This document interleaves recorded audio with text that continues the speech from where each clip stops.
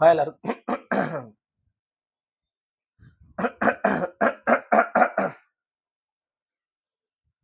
Hi எல்லாருக்கும் வணக்கம். நம்ம நீட் ஏஐ பார்த்துட்டு இருக்கோம் இல்லையா? இதுக்கு முன்னாடி நீட் ஏஐயோட பேசிக்ஸ், அவங்களோட ஸ்ட்ரக்சர் என்ன, அவங்களோட கம்போசிஷன் என்ன, ஏன் பிளானிங் கமிஷன் அபாலிஷ் பண்ணிட்டு நீட் ஏஐ கொண்டு வந்தாங்க, அப்புறம் இனிஷியேட்டிவ்ஸ் என்ன, முக்கியமான இனிஷியேட்டிவ்ஸ்லாம் நடத்திருப்பேன். அதோட கண்டினியூட்டி தான் இது. சரியா? இதுக்கு முன்னாடி பார்த்தது எல்லாமே ஒரு சோஷியல் இஷ்யூ சம்பந்தப்பட்ட ஒரு இனிஷியேட்டிவ், ஹெல்த் சம்பந்தப்பட்ட ஒரு இனிஷியேட்டிவ். இது வந்து என்விரான்மெண்ட் சம்பந்தப்பட்ட ஒரு இனிஷியேட்டிவ்ஸ். ஓகே? ஸோ லைஃப் திட்டம், லைஃப் ஸ்டைல் ஃபார் என்விரான்மெண்ட் அப்படின்னு சொல்லுவாங்க. நீட் ஏஐ கொண்டு வந்தது எல்லாமே நீட் ஏஐ கொண்டு வந்தா நம்ம பார்த்துட்டு இருக்கோம். சரியா? நீட் ஏஐன்னு சொல்லணும்னு அவசியம் இல்லைன்னு நினைக்கிறேன். சரியா? இது வந்து ஒரு குளோபல் இனிஷியேட்டிவ், நேஷனல் இனிஷியேட்டிவ் கிடையாது. இது ஒரு குளோபல் இனிஷியேட்டிவ். காப் இனிஷியேட்டிவ்ஸ், காப் தெரியும்ல, கான்ஃபரன்ஸ் ஆஃப் பார்ட்டிஸ், காப் 21, 22, 25, 28லாம் போயிடுச்சு. சரி, 29 கூட போயிடுச்சுன்னு நினைக்கிறேன். ஆமா, 29 தாண்டிட்டோம். சரியா? இதை பத்தி எல்லாம் தனியா நடத்துறேங்க. இதை பத்தி என்விரான்மெண்ட் பத்தி நிறைய விஷயம் நீங்க தெரிஞ்சுக்கணும். அது தனியா நடத்தலாம். அது மெயின்ஸ் வரும்போது நான் தனியா நடத்துறேன். சரி, அது இப்போ வேண்டாம். ஜஸ்ட் தெரிஞ்சுக்கோங்க. அந்த காப் இனிஷியேட்டிவ்ஸ்ல இந்தியா முன்மொழிந்த விஷயம் தான் இந்த லைஃப் திட்டம். ஓகேவா? லைஃப் ஸ்டைல் ஃபார் என்விரான்மெண்ட் அப்படின்னு சொல்லுவாங்க. இது வந்து மக்களே ஃபோக்கஸ் பண்ணி கொண்டு வந்த திட்டம். மக்களை மாத்தணும். என்விரான்மெண்ட் மாறணும் அப்படின்னா ஃபர்ஸ்ட் மக்கள் மாறணும் அப்படின்னு சொல்லி இந்தியா கொண்டு வந்த, அதாவது உலகத்துக்கு கொண்டு வந்த திட்டம் தான் இந்த குளோபல் இனிஷியேட்டிவ்ஸ் சொல்லுவாங்க. சரியா? எப்போ கொண்டு வந்தாங்கன்னா 2022 5th ஜூன்ல கொண்டு வந்தாங்க. சரியா? ஸோ பாருங்க, encourage people to adopt environment friendly lifestyle by making small everyday behavioral changes அப்படின்னு சொல்லுவாங்க. சரியா? அது என்னென்னலாம் பண்றாங்கன்றது டீட்டெயிலா நம்ம தெரிஞ்சுக்க தேவையில்ல. சிம்பிளா 2 தீம் இருக்கும் இவங்களுக்குள்ள. 2 ஒரு முக்கியமான டெக்னிக்கல் பாயிண்ட் இருக்கும். அதை மட்டும் நான் சொல்றேன். சரியா? ஃபர்ஸ்ட் ப்ரோ பிளானட் பீப்பிள் அப்படின்னு சொல்லுவாங்க. புவி ஆதரவு மக்கள் ஞாபகம் வச்சுக்கோண்டா வேண்டாம். ஓகே, ப்ரோ பிளானட் பீப்புள்னே ஞாபகம் வச்சுக்கோங்க. Tamil medium student. சரியா? அப்படியே கேட்பாங்க. ப்ரோ பிளானட் பீப்புள் வந்து எந்த திட்டத்துக்கு கீழே வரக்கூடியது அப்படின்னு கேட்பாங்க. லைஃப் திட்டத்துக்கு கீழே வரக்கூடியது. பீப்புளை வந்து ப்ரோ பீப்புளா மாத்தணும். அது என்ன ப்ரோ பீப்புள்? ப்ரோ பீப்புள் அப்படின்னா அந்த பீப்புள் வந்து என்ன பண்ணணும் அப்படின்னு பாத்தீங்கன்னா, சேவ் வாட்டர். அந்த பீப்புள் வந்து வாட்டரை சேவ் பண்ணுவாங்க, எலக்ட்ரிசிட்டி சேவ் பண்ணுவாங்க,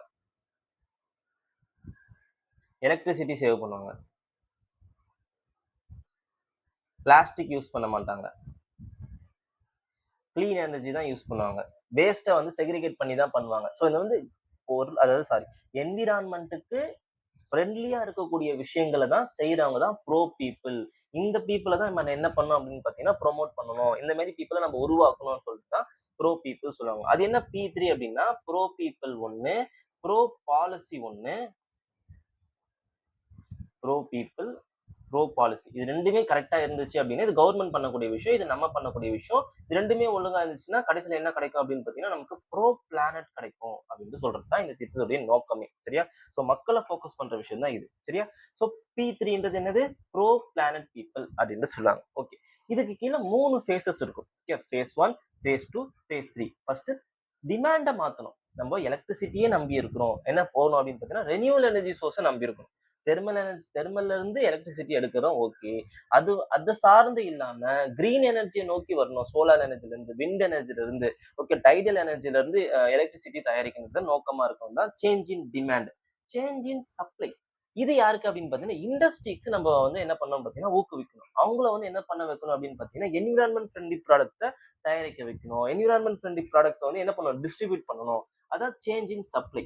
சேஞ்ச் இன் பாலிசின்றது வந்து போடக்கூடிய பாலிசியே என்ன பண்ணும் அப்படின்னு பாத்தீங்கன்னா என்விரான்மெண்ட் சப்போர்ட்டிவா இருக்கும். இதுதான் வந்து 3 விஷயங்கள். இது எல்லாம் எதுக்கு கீழே வருது? லைஃப் திட்டத்துக்கு கீழே வருது. இது வந்து ஒரு குளோபல் இனிஷியேட்டிவ்ஸ். இது நீட் ஏஐ கொண்டு வந்த ஒரு திட்டம். சரியா?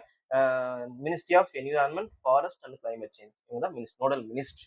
ஓகே, அடுத்து ஷோனையா கேம்பெயின். ஷோனையான்றது வந்து ஜீரோ கேம்பெயின் அப்படின்னு சொல்லுவாங்க. ஓகே, சான்ஸ்கிரிட் வார்த்தை ஷோனையா அப்படின்றது. ஓகே, ஸோ என்ன பண்றாங்க அப்படின்னு பாத்தீங்கன்னா எலக்ட்ரிக் வெஹிக்கிள். இந்த சோனியா கேம்பெயினால என்ன ஞாபகம் வரணும்? இவி வெஹிக்கிள்ஸ் என்ன பண்ணோம் அப்படின்னு பாத்தீங்கன்னா ப்ரொமோட் பண்ற ஒரு கேம்பெயின் இது. மக்கள்லாம் சேர்ந்து, அதாவது பியூரோக்ராட்ஸ் எல்லாம் சேர்ந்து, அமைச்சர்கள் அதாவது அரசியல்வாதிகள்லாம் சேர்ந்து என்ன பண்ணோம் அப்படின்னா மக்களிடையே வந்து அந்த எலக்ட்ரிசிட்டியால இயங்கக்கூடிய வெஹிக்கிள்ஸ் உடைய முக்கியத்துவத்தை ப்ரொமோட் பண்றதுக்கு, ஒரு அவேர்னஸ் கிரியேட் பண்றதுக்காக கொண்டு வரப்பட்டது, நீத்தி ஆயோக்ல கொண்டு வரப்பட்டது இந்த ஷோனைய பிரசாரம். சரியா? campaign to aim to reduce the air pollution, greenhouse gas emissions, dependence on the fossil fuel. அதாவது பப்ளிக் டிரான்ஸ்போர்ட்டை என்ன பண்ணுங்க அப்படின்னு பாத்தீங்கன்னா ஊக்குவிங்க, இவி வெஹிக்கிள் ஊக்குவிங்க அப்படின்றது தான் இந்த ஷோனையா கேம்பெயின். எஸ்பெஷலி ஃபோக்கஸ் வந்து இவி வெஹிக்கிள் தான். சரியா? அடுத்து அடுத்து அம்ரித் போர்ட்டல். சரிப்பா, நான் வெஹிக்கிள் வாங்குறேன். வெஹிக்கிள பத்தி நான் நெறைய தெரிஞ்சுக்கணும். அதுல இருக்கக்கூடிய இம்பார்ட்டன்ஸ் என்ன? அதுல என்ன சில பேர்லாம் சொல்லிர்றாங்க. அதுல வந்து எரிஞ்சிரும், அது வெடிச்சிரும் அப்டின்லாம் சொல்றாங்க. அது எஃபிஷியன்சி கம்மின்னு சொல்றாங்க. அத பத்தின ஒரு அவேர்னஸ் வேணும்ல. ஸோ அதுக்காக நீட்டியா கொண்டு வந்த ஒரு பிளாட்ஃபார்ம் தான் என்ன அப்டின்னு பார்த்தீங்கன்னா, இ அம்ரித் போர்ட்டல் அப்டின்னு சொல்லுவாங்க. எதுக்காக? It is a portal to promote the மின்சார வாகனங்கள், பேட்டரி சுற்றுச்சூழல் அமைப்பு, சார்ஜிங் உட்கட்டமைப்பு, இத பத்தின எல்லா அவேர்னஸையும் ஒரு பிளாட்ஃபார்ம்ல தெரிஞ்சுக்கிறதுக்காக கொண்டு வரப்பட்டது தான் இந்த அம்ரித் போர்ட்டல். சரியா? ஓகே. இப்போ இது 2 திட்டம் இருக்கு. இன்னொரு திட்டம் ஒண்ணு இருக்கு. நீங்க வந்து ஒரு சப்சிடி ரேட்ல ஒரு வெஹிக்கிள் வாங்கணும். அது எந்த ஸ்கீம்ல வாங்குறீங்க அப்டின்னா, ஃபேம் திட்டம்னு சொல்லுவாங்க. Faster adoption. அப்புறம் வந்து மேனுஃபேக்சரிங் எலக்ட்ரிக் வெஹிக்கிள். ஃபாஸ்டர் அடாப்ஷன்ன்றது எலக்ட்ரிக் வெஹிக்கிள சீக்கிரமா எல்லாரும் மக்களிடையே கொண்டு போய் என்ன பண்ணணும் அப்படின்னு பார்த்தீங்கன்னா சேர்க்கணும். மேனுஃபேக்சர் பண்றதுல என்ன பண்ணணும் பார்த்தீங்கன்னா வெஹிக்கிள ப்ரொமோட் பண்ணணும். ஃபேம் திட்டம் 2015ல கொண்டு வருவாங்க. ஃபேம் 2ன்னு ஒரு திட்டம் இருக்கு. அது 2019ல கொண்டு வந்தாங்க. 2015, 19 2 திட்டம் ஞாபகம் வச்சுக்கோ. அதோட அப்கிரேடேஷன் தான் 2019ல. சரியா? சோ இந்த இந்த மாதிரியான விஷயங்களுக்கு சப்போர்ட்டிவா இருக்கிறது தான் இந்த அம்ரித் போர்ட்டல் ஷோனயா கேம்ப். சரியா? அதுக்கு அடுத்தது தேசிய தரவு மற்றும் பகுப்பாய்வு தளம். ஒரு ஒரு ஒரு தளத்த ஒரு பிளாட்ஃபார்ம குடுத்துடுறாங்க. யாருக்கு அப்படின்னு பார்த்தீங்கன்னா, ரிசர்ச்சர்ஸ்க்கு. இப்போ ஒரு புது விஷயத்த நோக்கி ரிசர்ச் பண்றாங்க அப்படின்னா, அவங்க மத்த ரிசர்ச் பேப்பர்ஸ அனலைஸ் பண்ணணும். சரியா? சரி கரெக்ட் தானே. அத போய் தேடுறதுக்காக அவங்க டைம் ஸ்பெண்ட் பண்ணக்கூடாது. நெறைய டைம். சோ அதனால ஒரு பிளாட்ஃபார்ம் கிரியேட் பண்ணி, அந்த பிளாட்ஃபார்ம்ல ஆராய்ச்சியாளர்கள், கொள்கை வகுப்பாளர்கள் மற்றும் குடிமக்களுக்கு அரசாங்கத்தின் தரவு தொகுப்புகளை வழங்கும் ஒரு ஒருங்கிணைந்த திறந்த தரவு மளமாகும். யார் கொண்டு வந்ததுன்னா, நீட் கொண்டு வந்தது. சிம்பிளா கேட்பாங்க. அத பத்தி கேட்பாங்க. அவ்வளவு. இது மட்டும் தெரிஞ்சுக்கோங்க. சரியா? சோ எது எது தெளிவா படிக்கணும், எது எது வந்து மேலோட்டமா படிச்சா போதும். என்னோட எக்ஸ்பீரியன்ஸ நான் உங்களுக்கு சொல்றேன்.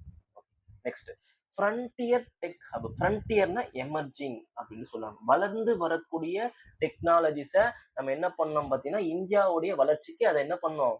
யூஸ் பண்ணணும். அப்ப அதுக்கு ஒரு சப்போர்ட்டிவ் ஹப் தேவை இல்லையா? அதுக்காக தான் இது. என்னென்னலாம் பண்றாங்க? AI technology, quantum computing, block chain, emerging technologies வேற என்னலாம் இருக்கு? 3D printing, machine learning, virtual reality, augmented reality, இதெல்லாம் சொல்லிட்டு நெறைய தொழில்நுட்பம் இருக்கு. சரியா? சைபர் செக்யூரிட்டி, இதெல்லாம் வந்து நம்ம என்ன பண்ணணும்? நம்மளுடைய உள்நாட்டுல வளர்ச்சிக்கு நம்ம என்ன பண்ணணும்? இண்டிஜினியஸாவே இந்த இந்த மாரி தொழில்நுட்பங்கள உற்பத்தி செய்யணும். அதுக்காக கொண்டு வரப்பட்டது தான் இந்த ஃப்ரண்டியர் டெக் ஹப். இண்டிஜினியஸா இருக்கணும். உள்நாட்டு உற்பத்தியை ஊக்குவிக்கிறதுக்காக ஒரு ஹப்ப கிரியேட் பண்ணணும். அதாவது எமர்ஜிங் டெக்னாலஜிஸ டெவலப் பண்றதுல மெயினா. சரியா? அதான் வந்து ஃப்ரண்டியர் டெக் ஹப். சரியா? அப்புறம் வந்து மெத்தனால் பொருளாதார திட்டம். மெத்தனால் சொல்லிட்டு ஒருத்தர் இருக்கு. அப்புறம் வந்து இன்னொருத்தர் இருக்காரு. எத்தனால் அப்படின்னு சொல்லிட்டு ஒருத்தர் இருக்காரு. சரியா? மெத்தனால்னா CH3OH அப்படின்னு சொல்லுவாங்க. C2H5OH அப்படின்னு சொல்லுவாங்க. இது 2மே ஆல்கஹால் தான். சரியா? இவர் வந்து மோர் டாக்ஸிக். இவர் வந்து கொஞ்சம் லெஸ் டாக்ஸிக். கொஞ்சம் கொஞ்சமா சாவும். இத குடிச்ச உடனே செத்துருவோம். அதாவது காரைக்குடியில இறந்து போனாங்க இல்லையா? கள்ளச்சாராயம் குடிச்சு. அது எத்தனால் இல்ல, மெத்தனால். மெத்தனால குடிச்சு தான் அவ்வளவு பேர் இறந்து போயிருக்காங்க. சரியா? எத்தனால்ன்றது அதுவும் ஒரு பாய்சன் தான். நம்ம குடிக்கிற சாரி. அதாவது ஜெனரலா குடிக்கிறவங்க ஆல்கஹால் குடிக்கிறவங்களுக்கு சொல்றேன். அது வந்து எத்தனால் இருக்கு. சரி, எத்தனால் வந்து ஸ்லோ பாய்சன். அது வந்து உடனே உறுப்புகள பாதிக்காது. கொஞ்சம் கொஞ்சமா பாதிக்கக்கூடியது தான் எத்தனால். சரியா? சரி ஓகே. இப்ப நான் இது எதுக்கு சார் சொல்ல வரீங்க இதுன்னா, மெத்தனால் எக்கனாமிக் புரோகிராம். எதுக்காக அப்டின்னா, நம்மளுடைய ஃபியூயலுக்கு அல்டர்னேட்டிவா யூஸ் பண்ணிக்கலாம். இந்த மெத்தனால்ன்றத. அது எப்டின்னா, எதுலருந்து எடுப்பாங்கன்னா, நேச்சுரல் கேஸ்ல இருந்து எடுப்பாங்க. அதுக்கு அடுத்தது வந்து கோல்ல இருந்து எடுப்பாங்க. பயோமாஸ்ல இருந்து பயோமாஸ்னா organic waste. Plant and animal வேஸ்ட்ல இருந்து எடுக்கக்கூடியது தான் இந்த மெத்தனால். நேச்சுரல் கேஸ்ல இருந்து மேக்ஸிமம் எடுப்பாங்க. சரியா?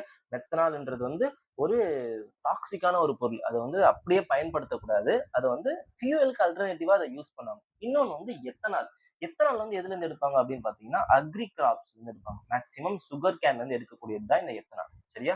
C2H5OHன்னு சொல்லுவாங்க ஃபார்முலா. ஓகே. இந்த எத்தனால் வந்து நம்ம ஒரு ஒரு இப்ப திட்டம்லாம் இருக்கு. E10, E20. அது என்ன E10, E20 அப்படின்னா, பெட்ரோல் யூஸ் பண்றோம்னா, அதுல 20% எத்தனால் கலந்து தராங்க. சரி, எத்தனால்ன்றது ஈஸியா ப்ரொடியூஸ் பண்ணக்கூடிய ஒரு விஷயம். ஃபாசில் ஃபியூல்ல இருந்து எடுக்கக்கூடிய விஷயம் கிடையாது. அதனால எத்தனால கலந்து பெட்ரோல் என்ன பண்றாங்க அப்படின்னு பார்த்தீங்கன்னா, யூஸ் பண்றாங்க. ஸோ E10, E20ன்னா என்ன ஞாபகம் வச்சுக்கோங்க. Ethanol blending of ethanol in the petrol அப்படின்ட்டு சொல்லுவாங்க. சரியா? சரி, தனியா நம்ம பார்க்கலாம். இந்த இனிஷியேட்டிவ்ஸ்லாம் தனியா நான் சொல்றேன்.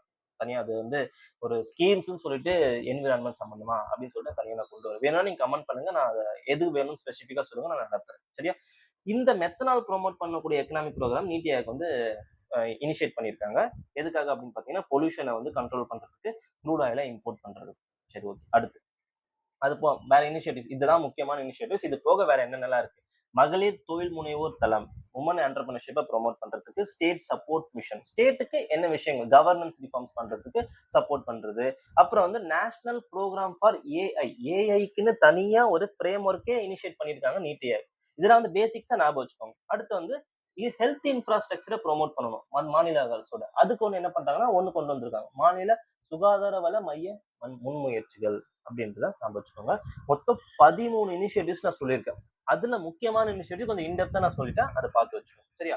ஸோ நெக்ஸ்ட் வந்து இண்டெக்ஸஸ், இதுல இருந்து என்னெல்லாம் கேட்பாங்க அப்படின்றத நான் தெளிவா நான் சொல்ல போறேன், நல்லா கவனிச்சுக்கோங்க. இப்ப பார்த்தது எல்லாமே இனிஷியேட்டிவ்ஸ். இது எல்லாமே எதை ப்ரொமோட் பண்ணக்கூடியது? கோஆபரேட்டிவும் ப்ரொமோட் பண்ணக்கூடியது, as well as காம்படிட்டிவ் ஃபெடரலிசத்தையும் ப்ரொமோட் பண்ணக்கூடியது. இப்போ இண்டெக்ஸஸ் மேக்ஸிமம் போட்டியை உருவாக்குது, கரெக்ட் தானே? அப்ப ரேங்கிங் விடுறாங்க அப்படின்னா அது ஒரு போட்டி தான். அப்போ என்ன ப்ரொமோட் பண்ணுது? இதை போட்டித்தன்மை கூட்டாட்சியை ப்ரொமோட் பண்ணுது. த ஃபேமஸ் ஃபர்ஸ்ட் இண்டெக்ஸ் என்ன அப்படின்னு பார்த்தீங்கன்னா எஸ்டிஜி இண்டெக்ஸ். சரியா? ஸோ 17 கோலையும் மீன்ஸ் நான் வந்து நிறைய கண்டென்ட் கொடுக்கும்போது நல்ல என்ரிச்டா கொடுக்கணும், வேல்யூடட் பாயிண்ட்ஸ் கொடுக்கும்போது எக்ஸ்ட்ரா சப்போர்ட் பண்ணக்கூடியது இந்த எஸ்டிஜி கோல்ஸ் தான். ஸோ 17 கோலையும் படிச்சு வச்சுக்கோங்க. No poverty, zero hunger, good health and wellbeing அப்படின்னு சொல்லிட்டு நிறைய வரும். 17 கோலையும் படிச்சு வச்சுக்கோங்க. சரியா?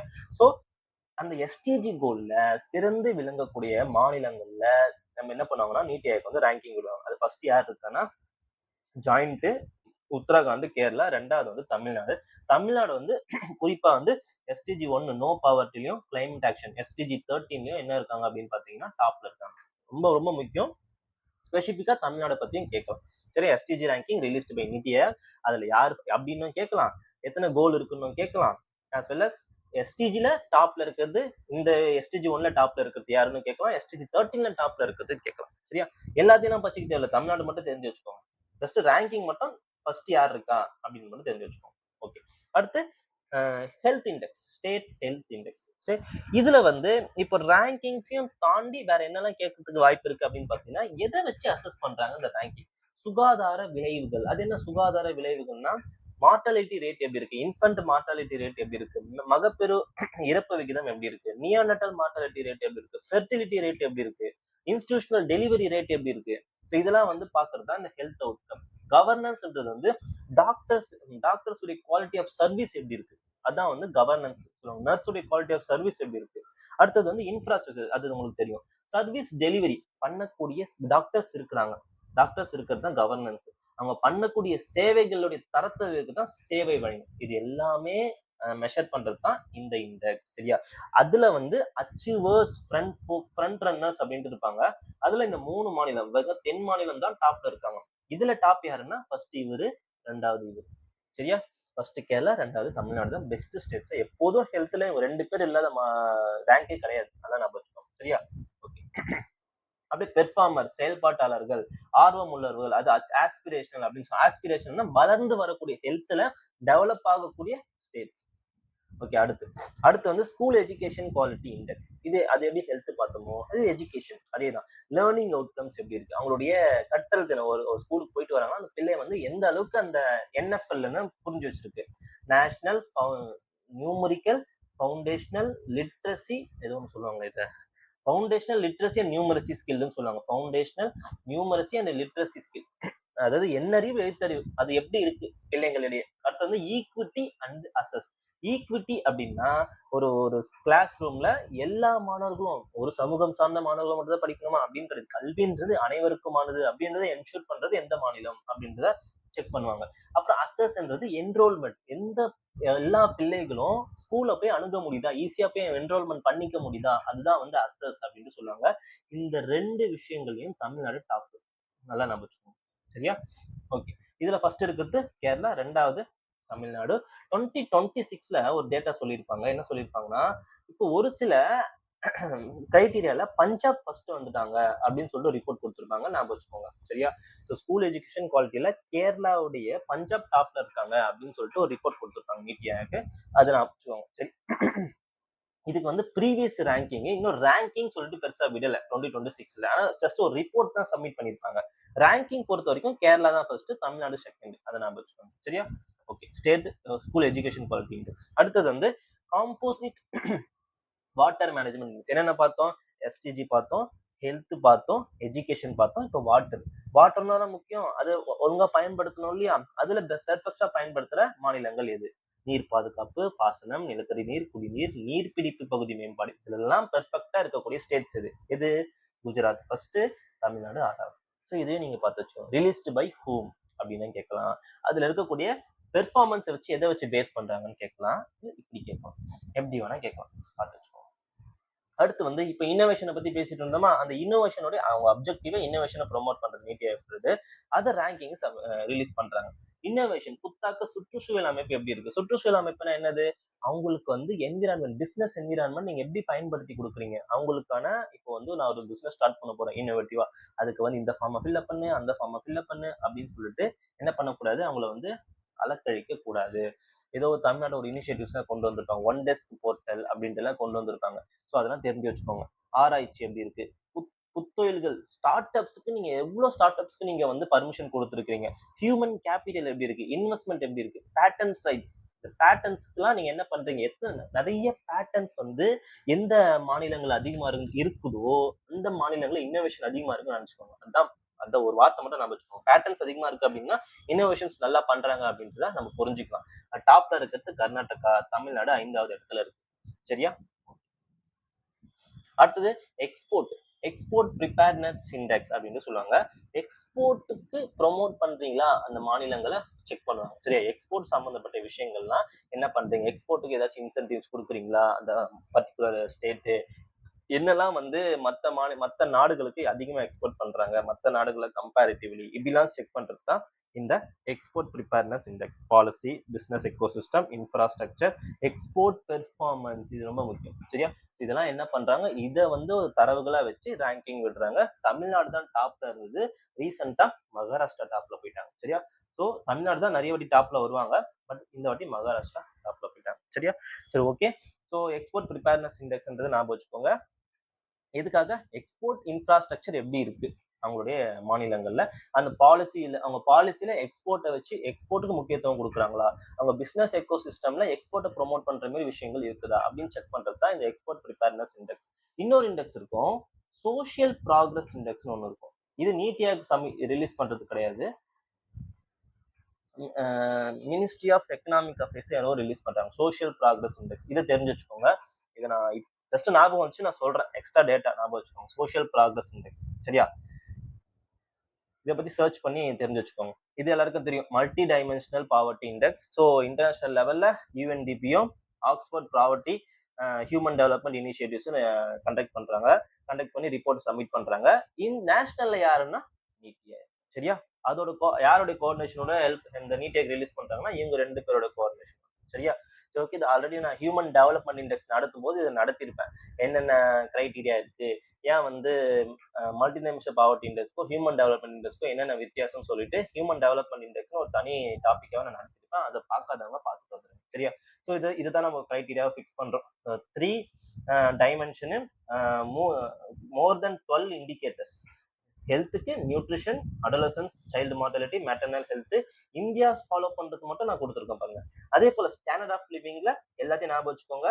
அதுல இந்தியா ஸ்பெசிபிக் வந்து பேங்க் அக்கௌண்ட் பாக்குறேன். எத்தனை பேர் பேங்க் அக்கௌண்ட் வச்சிருக்காங்க, அதுதான் ஸ்டாண்டர்ட் ஆஃப் லிவிங் தரத்துல ஒன் ஆஃப் த கிரைட்டீரியாவா வச்சிருக்காங்க. பார்த்து வச்சுக்கோங்க. சரியா? இதை நான் சொல்றது வேணா எடுத்து கொடுத்துட்றேன். உங்க தேடி கரெக்டா எடுக்கிறதுக்கு டைம் உங்களால இது எல்லாமே எடுக்க முடியும். ஓகேவா? ஆனா அந்த டைம் அதிகமா எடுக்கும். அந்த டைம் நான் உங்களுக்கு சேவ் பண்ணி தரது தான் என்னுடைய வேலை. அதை ப்ராப்பரா எக்ஸ்பிளைன் பண்ணி உங்களுக்கு புரிய வைக்கிறது என்னுடைய வேலை. சரியா? அடுத்து இப்போ அதையும் பார்த்து வச்சுக்கணும், இதையும் ரேங்கிங்கே பார்த்து வச்சுக்கணும். இந்திய தமிழ்நாடு எத்தனாவது ஆகுது? 3வது இடத்துல இருக்கு. 1.43% வந்து மல்டி டைமென்ஷனலி போரா இருக்கிறாங்க. சரியா? ஓகேவா? ஆனா தமிழ்நாடு இதை கிளைம் பண்ணல. தமிழ்நாடுல 0% அப்படின்னு சொல்லிட்டு இருக்கிறோம். பட் அது இது எந்த கிரைட்டீரியா நம்மளுக்கு 1.43 சொல்றாங்கன்னு தெரியல. ஓகே. அதாவது 2 நபர்கள் கிட்ட இருக்கிறாங்களா மல்டி டைமென்ஷனலி போரா இருக்கிறாங்களா. ஓகே. இது இல்லாம வேற என்னெல்லாம் இண்டெக்ஸ்? நார்த் ஈஸ்டுக்குன்னு ஒரு இண்டெக்ஸ் வந்து சப்மிட் பண்றாங்க. அது யார் சப்மிட் பண்றாங்கன்னு தெரிஞ்சு வச்சுக்கோங்க. நார்த் ஈஸ்ட்னு ரொம்ப இன்டெப்தா போயினா நீங்க படிக்க தேவையில்ல. அப்புறம் வந்து வேளாண்மை சந்தைப்படுத்துதல் மற்றும் விவசாய நலன்சார் சீர்திருத்த குறியீடு. அதாவது விவசாயி இருக்கான், போய் விற்கிறான். அதாவது கன்சியூமர்ஸ்க்கு விற்கிறான்னு வச்சுக்கோங்க. மிடில் மேனை இருக்கவே கூடாது. அவனுடைய ப்ராடக்ட்ட அவன் என்ன விலைக்கு நினைக்கிறானோ அதை கொண்டு போய் மக்களிடையே போய் சேர்க்கணும். மிடில் மேனே இருக்கக்கூடாது. இப்படிப்பட்ட விஷயங்களை எந்த மாநிலம் ப்ரொமோட் பண்ணுதோ அந்த மாநிலத்தை என்ன பண்றாங்க அப்படின்னு பார்த்தீங்கன்னா டாப்ல கொண்டு போய் வைக்கிறாங்க. குஜராத் தான் ஃபர்ஸ்ட் இருக்காங்க இது. சரியா? குஜராத் வந்து டாப் ஸ்டேட்டா இருக்காங்க. தமிழ்நாடு கொஞ்சம் அந்த அளவுக்கு பெஸ்டா இல்ல இதுல. சரியா? தமிழ்நாடு ரேங்கிங் நான் அந்த பேரே பார்க்கலனால அதனால லிஸ்ட்டை நான் கொடுக்கல. ரேங்கிங் லிஸ்ட் வேண்டாம்னு சொல்லிட்டு விட்டுட்டேன். சரியா? ஸோ குஜராத் ஃபர்ஸ்டா இருக்காங்க. அது மட்டும் ஞாபகம் வச்சுக்கோங்க. சரியா? இந்த இநாம் அப்படின்னு சொல்லுவாங்க இல்லையா? Agriculture marketing. அக்ரிகல்ச்சர் நடத்துறப்ப இதெல்லாம் நடத்தலாம். இநாம்ன்றது என்னன்னா அது வந்து ஒரு மார்க்கெட்டிங் போர்ட்டல் மாரி. அது என்ன பண்ணலாம்னா அவங்களுடைய ப்ரொடியூஸை வந்து கொண்டு வந்து விற்கலாம். வித்துட்டு என்ன பண்ணலாம் டைரக்டா ப்ரொடியூசர்ஸ்க்கு அதை கன்சியூமர்ஸ்க்கு கொண்டு போய் சேர்க்கலாம். இந்த குடோன்ஸ்லாம் சொல்லுவாங்க இல்லையா? கோல்டு ஸ்டோரேஜ் அந்த சிஸ்டம்லாம் எந்த மாநிலம்ல அழகா ப்ரொமோட் பண்றாங்க. கோல்டு ஸ்டோரேஜ்ன்றது வந்து விவசாயிகளுடைய ப்ரொடியூஸ் பண்ணக்கூடிய சேவிங்ஸ், அதாவது ப்ரொடியூசர் வந்து என்ன பண்ணலாம்னா அதை கொண்டு போய் சேர்த்து வச்சுக்கலாம். சேர்த்து வச்சு எப்போ வேணா வந்து அதை வித்துக்கலாம். ஓகேவா? ரீசெண்டா தமிழ்நாட்டுல கூட பார்த்தோம் இல்லையா? அந்த நெல் மூட்டைகள்லாம் என்னது மழையில நனைஞ்சு முளைக்க ஆரம்பிச்சிருச்சு. அதுக்கு வந்து சேஃபா வைக்கிறது வந்து கோல்டு ஸ்டோரேஜ் அப்படின்னு சொல்லுவாங்க. சரி, நிறைய பேர் தெரிஞ்சிருக்கும். அந்த விஷயங்கள்லாம் பெர்ஃபெக்ட்டா பண்ற மாநிலம் எது? அதை வச்சு ரேங்கிங் கொடுக்குறது தான் இது. சரியா? அப்புறம் டிஸ்ட்ரிக்ட் ஹாஸ்பிட்டல் இண்டெக்ஸ். மாவட்டம் இப்ப வந்து மாநில அளவுல ஒரு ஹாஸ்பிட்டல் ஹெல்த் இண்டெக்ஸ்ன்னு பார்த்தோம். இது மாவட்டம். மாவட்ட மருத்துவமனை குறியீடு யார் ரிலீஸ் பண்றா அப்படின்றத கூட ஞாபகம் வச்சுக்கோங்க. சரியா? அந்த அளவுக்கு உள்ள போய்லாம் தெரிஞ்சுக்க தேவையில்லை. சரியா? அடுத்து state energy and the climate index. State energy and climate இண்டெக்ஸ்ல யாரு ஃபர்ஸ்ட்ல இருக்காங்கன்னா குஜராத் ஃபர்ஸ்ட்ல இருக்கிறாங்க. அப்புறம் கேரளா வந்து ரெண்டாவது இருக்கு. State energy and climate index அப்படின்னா climate friendly initiatives especially electricity. சரியா? எனர்ஜி எஃபிஷியன்சி எப்படி பண்றீங்க? இப்போ வந்து ஒரு மாநிலத்துல எவ்வளோ மெகாவாட் உற்பத்தி செய்யறாங்க, எவ்வளோ மெகாவாட் உற்பத்தி கன்சியூம் பண்றாங்க, அது எந்த அளவுக்கு கொண்டு போய் மக்களிடையே கரெக்டா சேர்க்கிறாங்க, அதை குறித்து ரேங்கிங் எடுத்து அந்த state energy and the climate index. சரியா? பேராமீட்டர்ஸ் பார்த்துக்கோங்க. DISCOM performance. அது என்ன டிஸ்காம் பெர்ஃபார்மன்ஸ்? இது 40% வெயிட்டேஜ் இருக்கு. இதுக்கு மட்டும் இந்த ரேங்கிங்க விடுறதுல வந்து 40% வெயிட்டேஜ் வந்து இந்த மின் விநியோக நிறுவனங்கள்கிட்ட செயல்பாடுகள் தான் இருக்கு. அது என்ன மின் விநியோக செயல்பாடுகள்னா நம்ம இப்போ ஒரு பவர் பிளான்ட்ல இவ்வளவு மெகாவாட் உற்பத்தி செய்யறாங்கன்னா அதை கரெக்டா வோல்டேஜ் ஸ்டெப் டவுன் டிரான்ஸ்ஃபார்மர் அப்படின்னு சொல்லுவாங்க இல்லையா? அதை ஸ்டெப் டவுன் பண்ணி வோல்டேஜ் கம்மி பண்ணி பீப்புளுக்கு கொண்டு போய் சப்ளை பண்றவங்களுடைய வேலை தான் டிஸ்ட்ரிபியூஷன் கம்பெனி. மேக்சிமம் மாநில அரசு தான் இதை கண்ட்ரோல் பண்ணுவாங்க. அது அவங்களுடைய பெர்ஃபார்மன்ஸ் எப்படி இருக்குன்னு பாக்குறது தான் இந்த state and the climate index அப்படின்னு சொல்லுவாங்க. மேக்சிமம் எலக்ட்ரிசிட்டி இதெல்லாம் சொல்றாங்க. accessibility, efficiency, environmental clean growth, climate friendly அப்படின்றத கொண்டு வரது தான் இந்த இண்டெக்ஸ். சரியா? சோ மத்ததெல்லாம் என்னென்ன இருக்கு அப்படின்றத பாத்துக்கோங்க. இந்த எனர்ஜி எஃபிஷியன்சி தமிழ்நாடு டாப்ல இருக்கலாம். சரியா? எனர்ஜி எஃபிஷியன்சி, அதாவது எனர்ஜி எஃபிஷியன்சினா அல்டர்னேட்டிவா clean energy, green energy. Clean எனர்ஜினா என்னது? இந்த நியூக்ளியர் எனர்ஜி தான் கிளீன் எனர்ஜின்னு சொல்லுவாங்க. கிரீன் எனர்ஜினா சோலார் எனர்ஜி, விண்ட் எனர்ஜி, இதெல்லாம் வந்து என்ன சொல்லுவாங்கன்னா கிரீன் எனர்ஜி அப்படின்னு சொல்லுவாங்க. சரியா? ஓகே. என்விரான்மெண்ட் சஸ்டைனபிலிட்டி அண்ட் வேற ஏதாச்சும் புது புது எலக்ட்ரிசிட்டி, அதாவது எலக்ட்ரிசிட்டியே டிபெண்ட் பண்ணி இல்லாம வேற ஏதாச்சும் எனர்ஜி எஃபிஷியன்டா எனர்ஜி சேவ் பண்ணக்கூடிய இனிஷியேட்டிவ்ஸ் ஏதாச்சும் கொண்டு வராங்கன்னா அந்த ஸ்டேட்டுக்கு எக்ஸ்ட்ரா பாயிண்ட்ஸ். அதான் கான்செப்ட். குஜராத் ஃபர்ஸ்ட் இருக்கிறாங்க. சரியா? வேற எதுக்கெல்லாம் எல்லாத்துக்கும் நீங்க ரேங்கிங் பாத்துக்கணும் அவசியம் இல்லை. நான் ரேங்கிங்க்குன்னு தனியா கொடுத்துருப்பேன். அது மட்டும் நீங்க பாத்துக்கோங்க போதும். எல்லாத்துக்கும் ரேங்கிங் பார்த்து கன்ஃபியூஸ் பண்ணிக்க வேண்டாம். யார் ரிலீஸ் பண்றாங்க அப்படின்றது மட்டும் தெரிஞ்சுக்கோங்க. Okay okay. இது முடிஞ்சிச்சுங்க. இனிஷியேட்டிவ்ஸ் முடிச்சுட்டேன். தென் இண்டெக்ஸும் முடிச்சிட்டேன். இண்டெக்ஸ் கொஞ்சம் ஸ்பீடா போயிட்டேன். ஏன்னா வந்து அது போதும். அந்த அளவுக்கு இன்டெப்தா போக தேவையில்ல. கிரைட்டீரியா என்னென்ன, யார் ரேங்கிங், அது மட்டும் தெரிஞ்சா போதும். ஃபர்ஸ்ட் நீங்க யார் ரேங்கிங் மட்டும் தான் பார்த்துட்டு இருப்பீங்க. இப்போ என்னென்ன கிரைட்டீரியா எல்லாம் பாக்குறாங்க, கன்சிடர் பண்றாங்கன்றதை தெரிஞ்சுக்கோங்க. சரியா? இப்போ லாஸ்டா நான் டிஃபரன்ஸ் கொஞ்சம் கொடுத்துருப்பேன். நீத்தி ஆயோக் டிஃபரன்ஸ் என்ன, பிளானிங் கமிஷனோட டிஃபரன்ஸ் என்ன, அதையும் கொஞ்சம் பார்த்து வச்சுக்கோங்க. உங்களுடைய பாட்டம் அப் அப்ரோச். இவங்க வந்து அலோகேட் ஃபண்டு கிடையாது, பவர் கிடையாது. யாருக்கு கிடையாது? நீத்தி ஆயோக் கிடையாது. யாருக்கிட்ட போயிடுச்சு? மினிஸ்ட்ரி ஆஃப் ஃபினான்ஸ் கிட்ட போயிடுச்சு. ஆனா இவங்க கிட்ட அந்த பவர் இருந்தது. சரியா? ஓகே, அதெல்லாம் பார்த்து வச்சுக்கோங்க.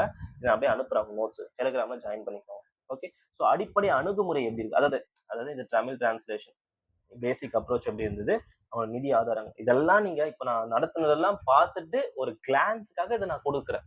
சரியா? படிக்கும்போது இது புரிஞ்சிடும் உங்களுக்கு.